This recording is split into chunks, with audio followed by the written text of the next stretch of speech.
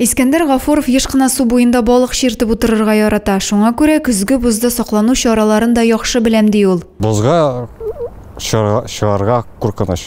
Унҗиде 20 градус булса, 3-5 көн торса, более-менее можно, уверенным можно быть. Коткару хезмәте көзге бозга керүнең куркыныч булуы хакында кисәтә. Бигрәк тә бозлык үзенә җәлеп иткән бала чаганы тыярга кирәк. Бәхетсезлек очракларын киметү һәм кисәтү максатыннан инспекторлар профилактик эш алып бара башлады. Боз кату чорында зәйс улыкларында иминлекне даими күзәтәчәкләр. Не нужно выходить на лед, если его толщина составляет менее 7 сантиметров.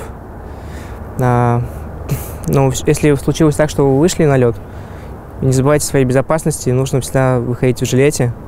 А если вы идете на рыбалку, не нужно делать очень много лунок вокруг себя. МЧС хезмәткәрләре су саклагычтагы һәм Карамалы ял паркындагы боз торышын даими тикшереп торалар.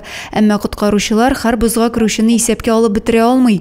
Бозга кергәнсең икән, тиешле кагыйдәләрне истән чыгармау аеруча мөһим. Если случилось, что вы провалились, нужно попытаться выбраться, не паниковать, выдвинуть локти как можно шире. И если у вас получилось выбраться, нужно не вставать, именно перекатом будет выползти с этого места.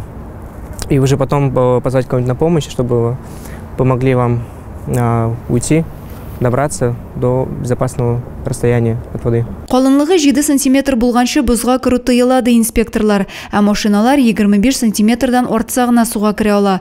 Кагыйдә бозучыларга 1500-нан 2000 сумга кадәр штраф каралган.